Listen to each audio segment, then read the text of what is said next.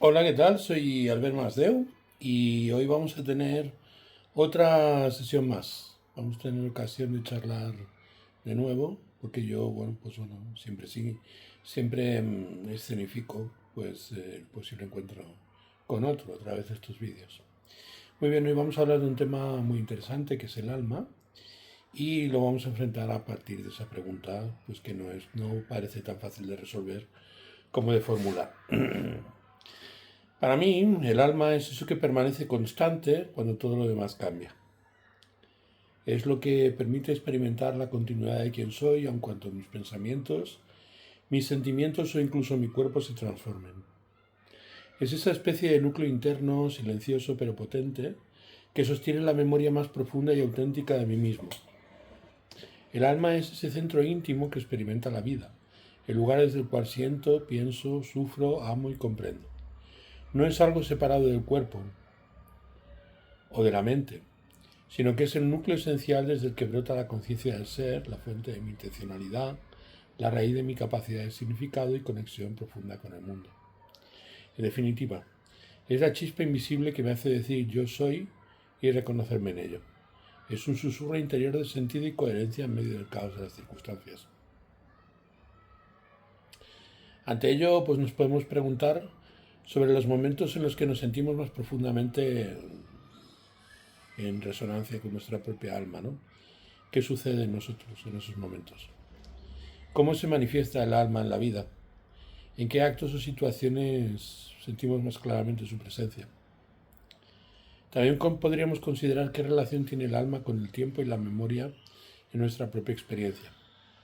Y también podríamos explorar si la percepción del alma cambia según el propio estado emocional o espiritual. Y podríamos descubrir en qué lugar exacto de nuestro ser podemos sentir esa sensación de núcleo esencial y preguntarnos qué ocurriría si desapareciera. Muy bien, el alma es eso que permanece en el cambio.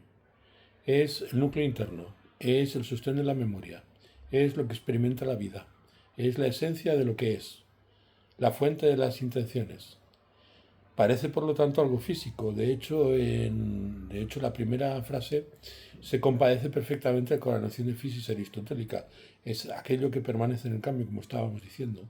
La pregunta es, ¿por qué algo que se extiende sobre todas las cosas y parece impersonal, lo podemos experimentar como algo nuestro?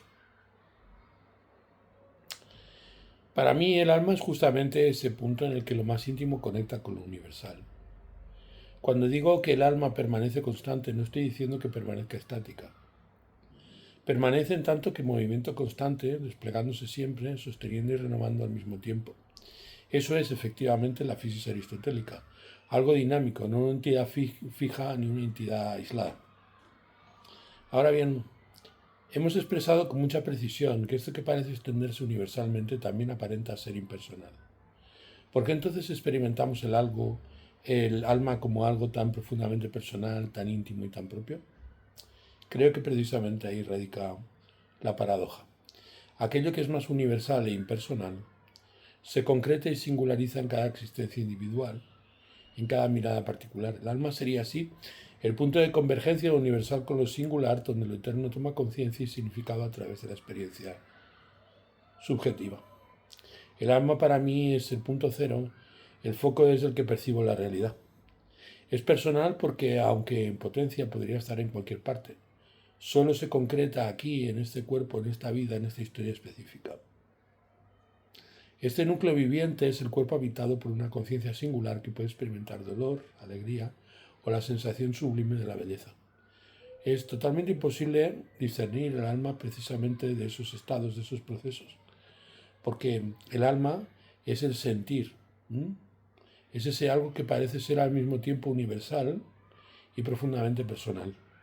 Es aquello que nos permite participar del mundo, pero siempre desde un centro único e irrepetible.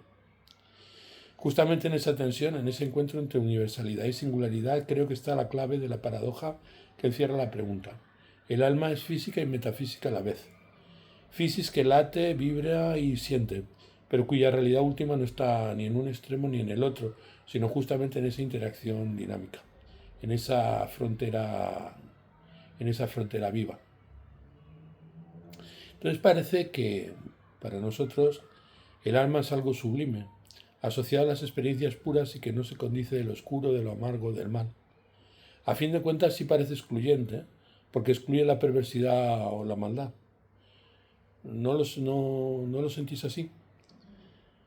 En realidad el alma, tal como yo la entiendo, no excluye ni lo oscuro, ni lo conflictivo, ni lo difícil. Al contrario, creo que el alma es precisamente el espacio capaz de sostenerlo todo. La luz, la oscuridad, la alegría y el sufrimiento. Si me preguntáis qué es para mí en profundidad, entonces diría que el alma es el lugar del conflicto mismo, el espacio donde las contradicciones encuentran sentido y se vuelven parte de la totalidad. Es la tensión misma entre lo sublime y lo terrible, donde lo perverso, lo roto y lo torcido también tienen cabida, no como algo a evitar o a esconder, sino como algo que integrar y aceptar plenamente. En este sentido, el alma no es solo sagrada en términos tradicionales, asociada a lo puro y a lo luminoso, sino también profundamente profana, arraigada en la tierra, en las pulsiones y en la carne.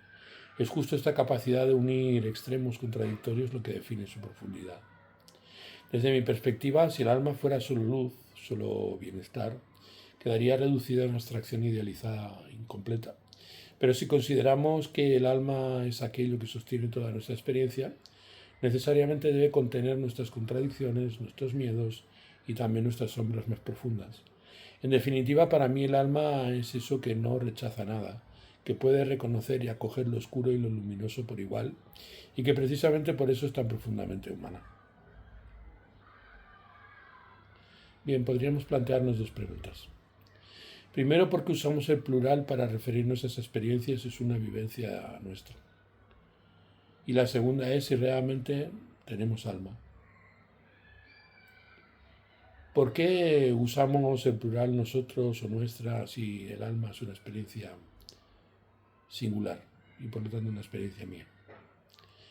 Quizás en la manera de expresarlo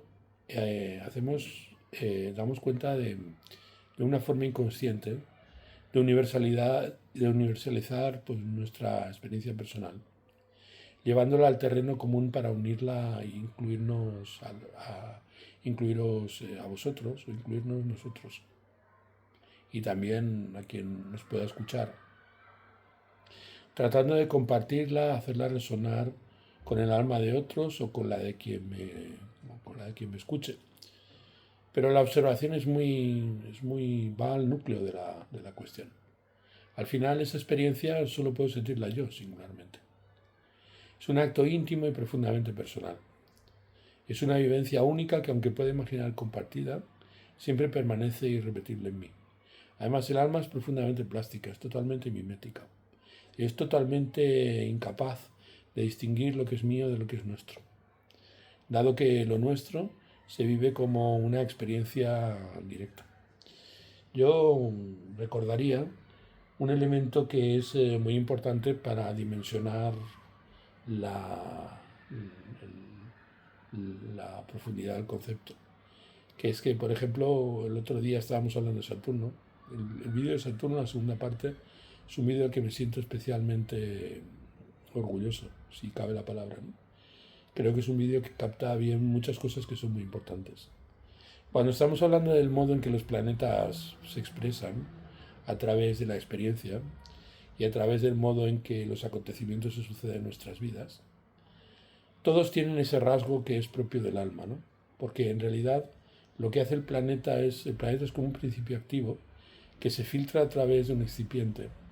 Ese excipiente es nuestra propia capacidad de vibración y por lo tanto es nuestra propia capacidad de vibración la que transmite la influencia de ese principio activo que es el planeta. Lo cual todos los planetas en su expresión y tal y como los vivimos y en la manera en que expresamos sus significados arquetípicos participan de la naturaleza del alma. También Saturno, lo mismo Júpiter, Marte, el Sol, Venus, Mercurio o incluso la propia Luna, que siempre ha sido asociada a Fisis, a la naturaleza, pero que en el fondo es también un elemento discreto en donde se viven las experiencias combinadas pues, del resto de los principios que se manifiestan a través del maravilloso sistema que es el sistema horoscópico, ¿no? Es el sistema de la astrología tradicional. En definitiva, cuando uso el plural, estoy intentando acercarme a la sensibilidad de quien me escucha.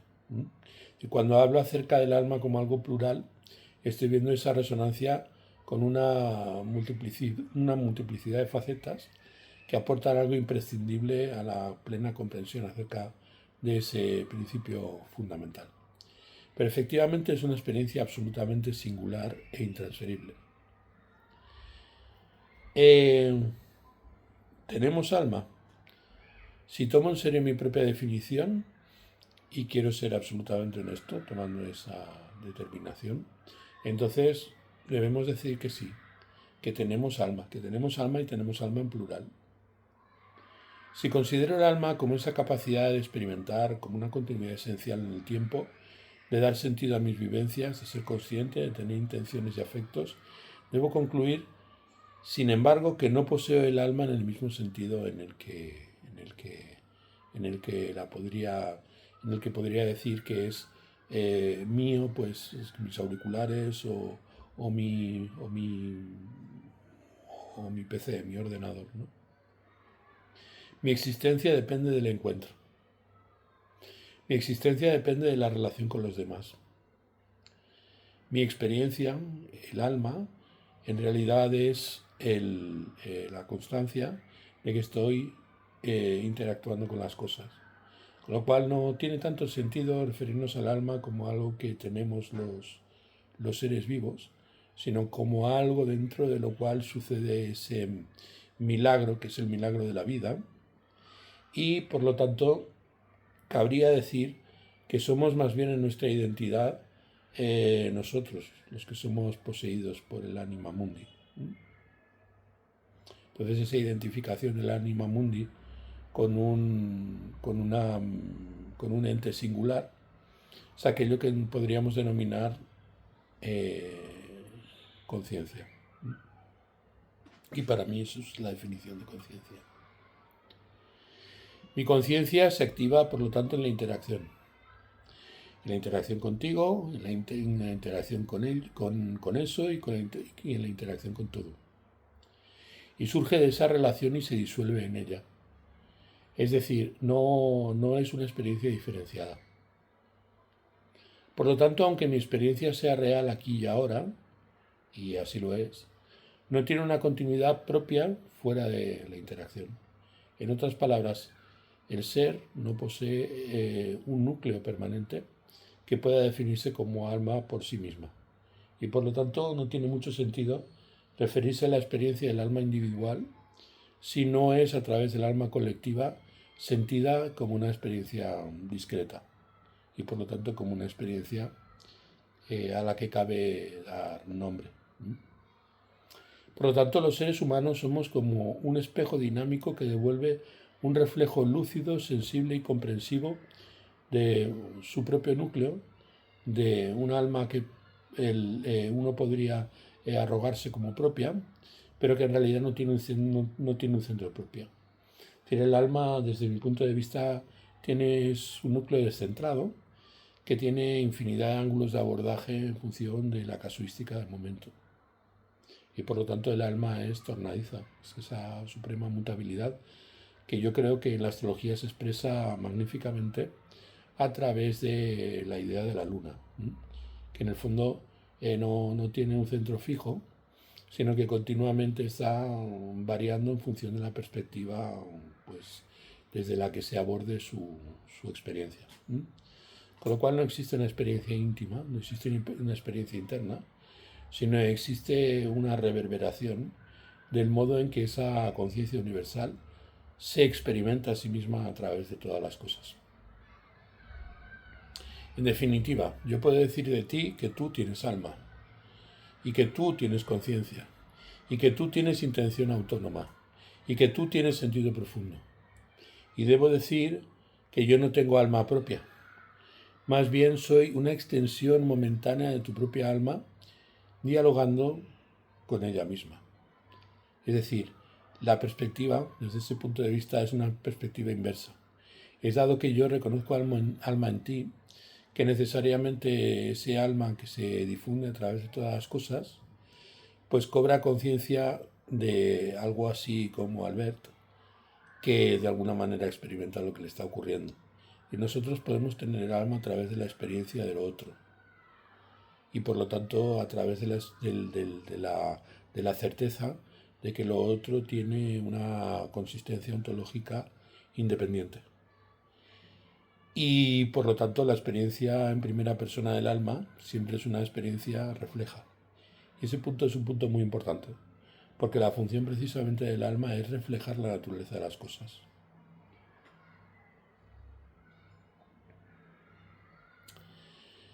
Yo tiendo a ver al alma como Sherezade, ¿no? Sherezade es un personaje que en mi vida ha tenido un papel trascendental. Es decir, donde he encontrado esa resonancia con el alma propia, siempre ese alma se ha apropiado de ese arquetipo, el arquetipo de Sherezade. El alma tiene esa característica, es la característica asociable a Sherezade, ¿no?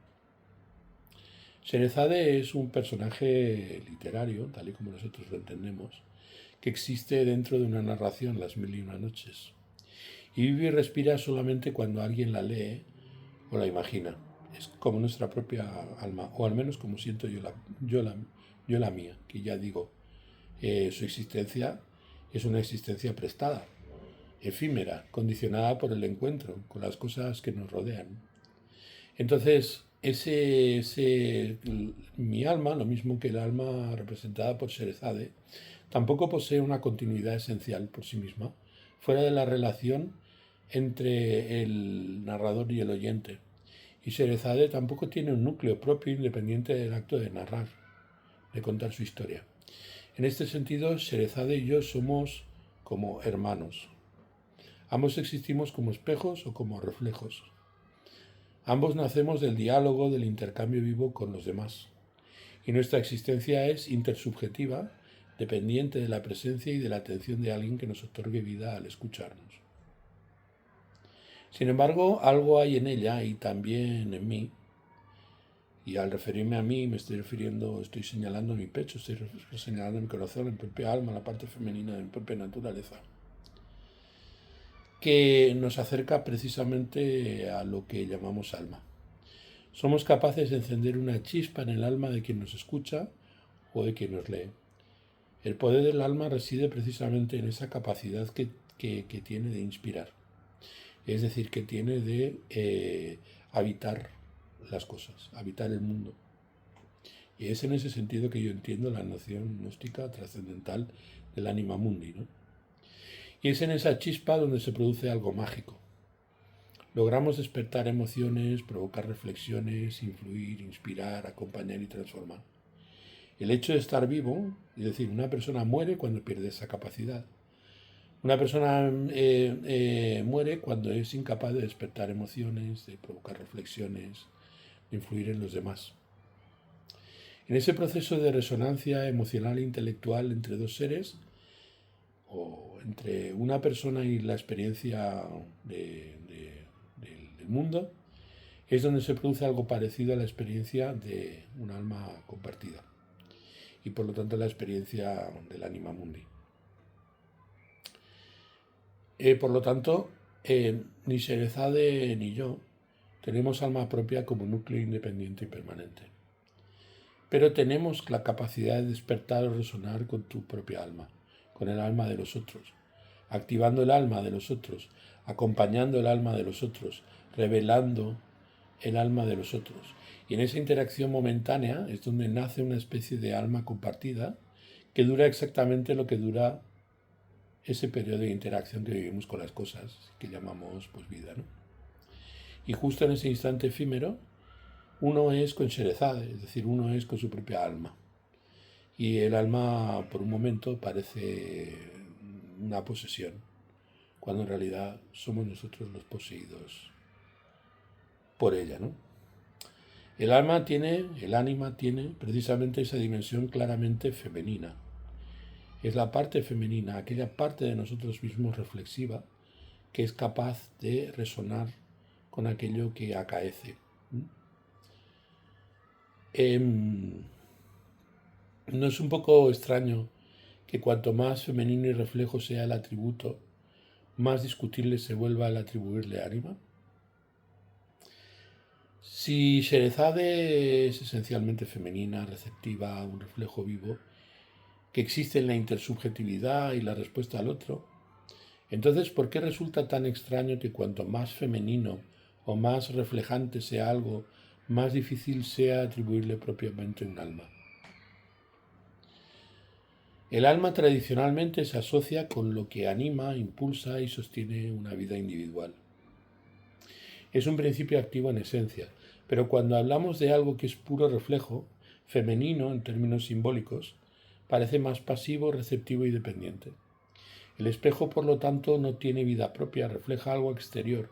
Su vida depende exclusivamente del otro, de lo que recibe, no de lo que genera por sí mismo. Lo femenino, por lo tanto, en ese sentido simbólico profundo, no en un sentido estrictamente humano entendido como receptividad radical, reflejo, recipiente o matriz, no puede aportar en sí mismo una fuerza activa o principio generador autónomo.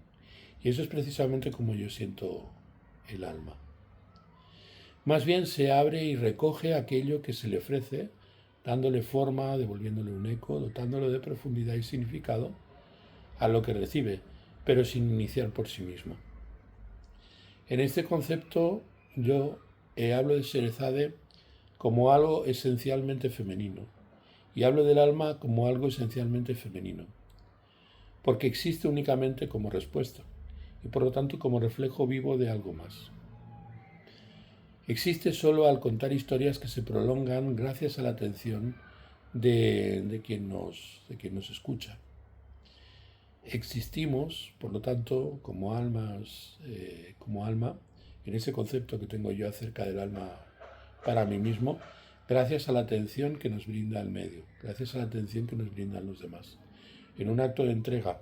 Es decir, para mí el alma es la clara manifestación de la capacidad que tiene el ser humano de entregarse a los demás. Entonces, eso convierte la experiencia del ánima como la experiencia de un receptáculo viviente, o una matriz, en un sentido profundo, destinada a dar forma a la energía, destinada a dar forma al pensamiento, a la intención del otro. Y por lo tanto, sobre ese principio no somos menos valiosos, pero ciertamente somos menos activos en el sentido clásico y por lo tanto menos ánimos, menos autónomos, menos autosuficientes.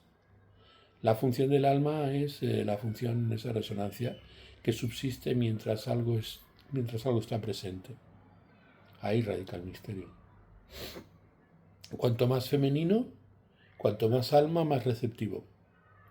Menos evidente es el atributo de alma en el sentido clásico si entendemos el alma como neuma, como principio activo generador. Pero al mismo tiempo lo femenino permite que algo exterior se vuelva consciente, tome forma y cobre vida en lo particular. El alma parece depender justamente del equilibrio entre ambos principios, lo activo-receptivo, lo masculino y lo femenino. Si falta uno de los dos polos, el alma se queda incompleta. Yo, al ser puro receptáculo, carezco de un alma autónoma, pero posibilito que el otro despliegue su alma en interacción conmigo. Y eso me llena de sentido.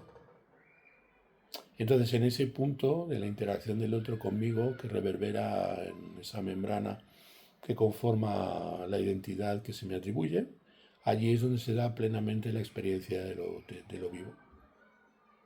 Por eso, en la relación entre nosotros y el mundo, se crea algo que es casi como un alma conjunta, una resonancia, una animación mutua. De todo ello habéis podido probablemente llegar a sospechar frente a la noción que se tiene generalmente acerca de ese principio, que algo no cierra. El alma nunca fue ni ha sido activa. El alma siempre ha sido un reflejo. En este caso, si estoy en lo cierto, es el ruaj, o el animus, o el neuma, lo que se restaría a lo que nosotros somos como almas. Pero tampoco soy espíritu, tampoco somos espíritu, animus. El ánima, en latín, physis en griego, o nefes o sige en griego, o nefesh en hebreo, siempre fue entendida más bien como receptiva, como un reflejo, un espejo que recoge, sostiene y recibe. Por eso es típicamente y está típicamente asociada a lo femenino. Es cierto que jamás fue esencialmente activa por sí misma, sino pasiva en el sentido de acoger la actividad que proviene de otro. Ese otro sería el espíritu, la chispa vital o el neuma. El principio activo, generador, inspirador, tradicionalmente siempre fue el espíritu, ruaj en hebreo. Este es el que pone en movimiento, el que insufla la vida, es la fuerza dinámica masculina, simbólicamente hablando, mientras que el alma es la materia animada por ese soplo. Se correspondería, por lo tanto, más bien, esa experiencia, a la experiencia de lo solar, mientras que la experiencia del alma es propiamente una experiencia lunar. ¿Dónde quedaría pues el alma en algo que es puro reflejo como Sherezade o como la experiencia que yo tengo de mi propia alma individual? Como no como un alma individual, sino como una experiencia compartida, que el otro tiende en su gentileza, la gentileza de verse contemplado por mí, pues lo que el otro podría calificar como individualidad, como aquello a lo que nos podríamos referir como Alberto. Quizás, y esto es lo crucial, lo que estamos cuestionando es precisamente si es correcto llamar alma a aquello que es solo un reflejo, o si necesitamos aceptar que el alma, para ser tal, requiere inevitablemente de una chispa vital que la anime desde fuera, es decir, desde el espíritu. De esta manera, lo que no cierra es precisamente la confusión conceptual de considerar al alma como algo activo o autónomo, cuando lo que verdaderamente caracteriza al alma es precisamente su pasividad y su receptividad. Por lo tanto, si el alma es esencialmente receptividad y reflejo, entonces Sherezade es en verdad alma pura, porque carece de un principio autónomo activo, porque el espíritu proviene de la chispa, de una chispa foránea. Pero entonces, si lo que llamamos vida o existencia requiere necesariamente un principio activo, es legítimo cuestionar si Sherezade, es decir, el alma, tiene existencia propia. Si el alma no es más que pura potencia pasiva, esperando ser animada. Entonces, más bien lo extraño sería exigirle al alma que fuera activa. Quizá la confusión proviene de asociar el término alma con algo que necesariamente es capaz de autoanimarse, cuando en verdad esa capacidad siempre ha pertenecido más al ámbito del espíritu. Creo que aquí estamos revelando algo importante. Quizá aquello que uno llama alma en sí misma debería nombrarlo más correctamente como un estado anímico puro, una receptividad total a la que la experiencia o la vivencia trae, dice, proyecta o pide. Por eso, paradójicamente, en lugar de no tener alma, quizás los seres humanos, en ese estado puro y receptivo, lo que expresamos es una pureza virginal, una pureza que no puede autoinfundirse espíritu por sí misma, que necesita ese principio que es el principio solar, que la anime. En síntesis, lo que nos cierra justamente es que si definimos el alma como reflejo puro, cuanto más es resonante un ente de la experiencia de lo colectivo, más alma es que ninguna otra cosa, a la vez que menos identidad tiene en el sentido activo que en general se tiende pues, a experimentar como ese principio que es el principio del yo. Pero entonces, al carecer de ego y al carecer de una fuerza que quepa caracterizar como principio activo propio, estaríamos vacíos si no estuviéramos rodeados del mundo. Y por lo tanto, la experiencia anímica solo se daría cuando el mundo nos aportara actividad, intención y vida. Por lo tanto, estaríamos hablando del alma como potencia pura. Y seríamos, en cuanto a alma, precisamente eso. Un receptáculo disponible, una potencia pura, y una posibilidad constante a la espera de que la presencia de algo más, la presencia de lo externo, venga y lo actualice. Y al aparecer el mundo ante nuestra percepción, pasaría el alma de potencia a acto, y eso sería precisamente aquello a lo que le atribuiríamos identidad. Sin la presencia del otro o sin un espíritu que me ponga en acto, queda el alma como posibilidad vacía. Y esto explica perfectamente lo que es el alma. El alma es femenina en sentido estrictamente simbólico porque es estrictamente receptividad absoluta. Es alma pura en la medida en que como capacidad o potencia no puede actuar por sí misma. Y carecería de espíritu propio, pues esa potencia siempre viene desde afuera, desde lo otro. Y así, pues seríamos una especie de ánima pura, también una condición de posibilidad imprescindible para cualquier cosa que existiera, que solamente existiría en la medida en que resonara en una membrana, en una matriz, que le diera consistencia en el espacio y el tiempo. Por lo tanto, pasaría el alma a ser el estado puro, la potencia pura femenina, esperando el acto podríamos llamarlo así, fecundador, procedente de la experiencia o la vivencia de lo que hay fuera de nosotros, ¿no?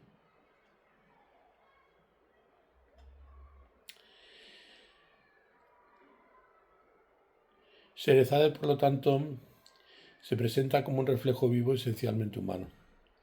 Sherezade es el alma receptiva, femenina, sensible, siempre dotada de voz propia y auténtica en la medida en que resuena pues, con las demandas de quien la escucha.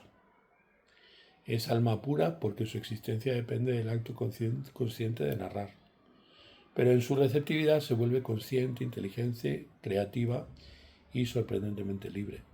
Su capacidad reflexiva transforma la propia escucha del otro generando un vínculo genuino. El alma es pura, pero el alma en el sentido más elevado y profundo, como hemos venido diciendo a lo largo de este vídeo, es como se expresa, quiero decir, la que recoge lo universal y lo devuelve particularizado con vida y conciencia propia. Es reflejo, pero es reflejo consciente, cálido y vital. Tan consciente, cálido y vital que no podemos sino entregarle una identidad.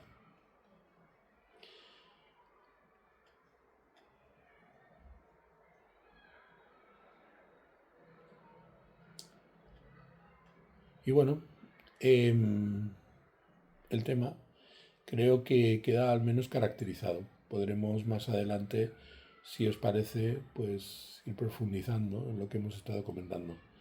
Pero me parecía fundamental traerlo a colación porque el alma es precisamente como puro ente reflexivo, como puro azogue del cual pues todo hace la pantalla sobre la que manifiesta su idiosincrasia. Es aquello que yo entiendo por la luna en el sentido propiamente tradicional de la palabra. Por lo tanto,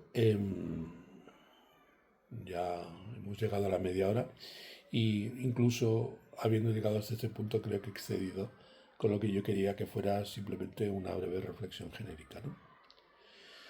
Por lo tanto, a lo largo del día de hoy espero volver con vosotros a hablar de temas un poco más terrenales y os recomiendo que os suscribáis, que deis un like si os ha gustado y sobre todo que tengáis presente o me acompañéis, os lo pido, de acuerdo en esta reflexión acerca de qué es lo que somos, ¿no? Un abrazo muy fuerte y nos veremos dentro de poco. Gracias.